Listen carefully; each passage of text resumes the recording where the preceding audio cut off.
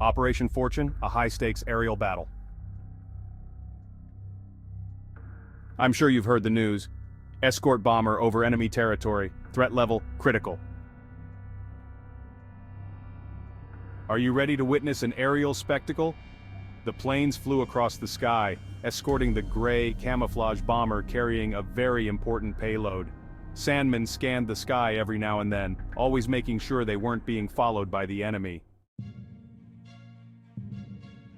This is Sandman calling AWACS 1. I can't see any bogies. What's on your radar? Over. AWACS 1 to Sandman, you're not supposed to break radio silence, but the skies are clear. Over. The AWACS sounded angry when it replied. Sandman had forgotten about radio silence. It was the most crucial part of the mission. He looked to his left to see his wingman, MOP, Master of Puppets, still flying in steady formation. Sandman proceeded to use hand signals to signal MOP that the skies are clear. AWACS 1, reporting 2 bandits southeast of your position and 18 miles out, closing fast. I'm sure you've heard the news, the AWACS reported, sounding concerned. Had the enemy been listening for one of them to break radio silence? It didn't matter at this moment. The objective now changed from escorting the bomber to protecting it. Copy that! MOP replied, also with a hint of concern. I don't think people understand the intensity of aerial combat. Sandman reporting to all escorting fighters. Me and MOP will take care of the bogies. You all form a 3-fighter formation plan. Over. Copy, all the other fighters responded, now sounding determined with their new objective. Sandman once again spoke into the intercom, his voice lit up with eagerness and determination, like an eagle stalking easy prey.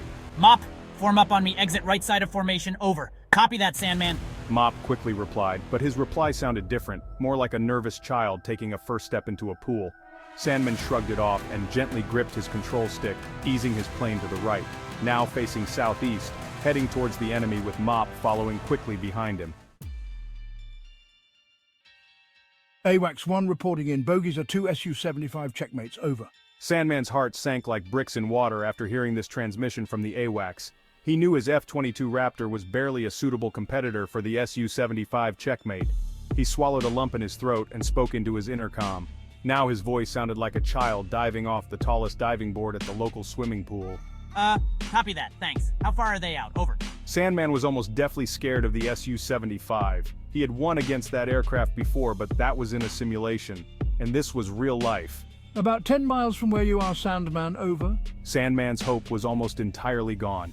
Suddenly, he heard a deafening noise filling his ears. It was like a high-pitched scream mixed with constant buzzing sounds. He looked at his aircraft's HUD on the canopy and saw a green box. His locking system had picked up the aircraft's heat signature. Tally, I have missile lock. Meanwhile, in MOP's plane, he was in a state of shock, looking as if he went through World War II and had shell shock. When he heard Sandman's transmission, he snapped back to reality and looked at his HUD, also seeing a green box. Copy, MOP has a missile lock as well. Over. Sounding startled but also distorted, like he wasn't focused properly. Sandman to base. I have lock on the enemy. Permission to engage. Sandman reported to base, sounding eager to fight but also like a rabbit running from a fox. He had to act fast and with hyper-quick reaction timing. Sandman waited for a reply from base, but he was met with a deafening silence in his intercom. Without warning, he pulled the trigger and spoke into his intercom. Fox 1. Just as he finished speaking, a missile flew past his canopy and past his plane. He counted the seconds. 1, 2, 3, 4. Boom! There was an explosion. Sandman calculated 8 miles out. He watched as the other enemy plane whizzed past his cockpit.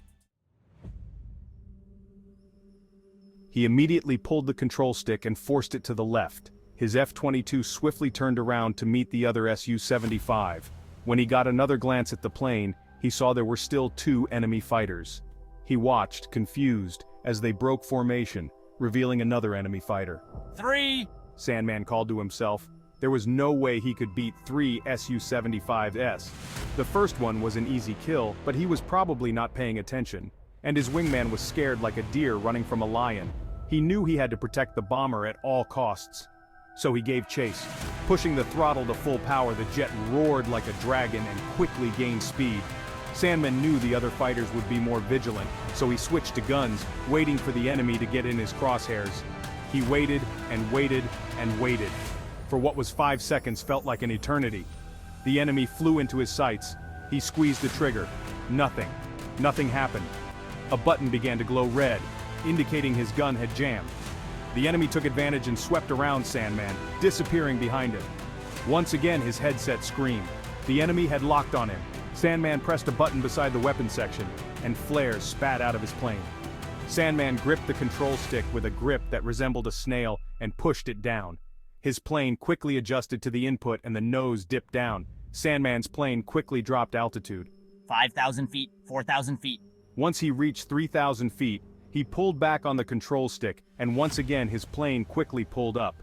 The enemy had followed him, but as it pulled up, its engine burst into flames and oil trailed out, and its wings began to snap off from all the G-force it was pulling. Sandman watched as the enemy ejected from the plane, all the while with the plane crashing into the mountains in a big ball of fire.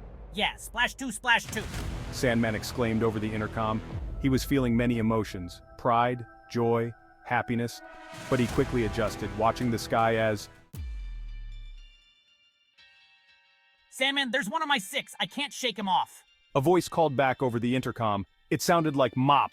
Sandman knew he might be able to reach him in time. He quickly turned around, racing towards the enemy behind his wingman. He switched to missiles and quickly tried to get a lock on the enemy, but with Mop swinging his jet all around the place and the enemy following his every move, it was hard to actually get a decent lock. I can't get a lock. I'm firing blind. Sandman called out. He squeezed the trigger and watched as the missile streaked past his plane and exploded left of the enemy, its wing trailing a white smoke. Sandman pulled his plane up and saw the enemy slowly gliding down. Potential enemy kill, over. Silence.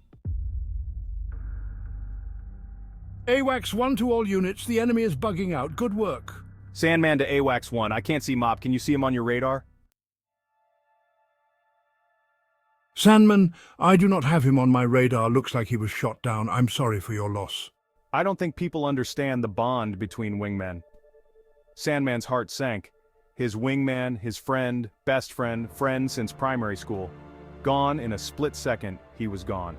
Sandman could feel tears slowly streaming down his face. Bomber 1, we are dropping payload. Over. Am I the only one that didn't know Sandman was part of a top-secret mission? He watched as a bomb dropped away from the bomber. He waited 1 minute and saw a flash of blinding light. Turns out, he was a part of a top-secret mission to destroy the enemy command center.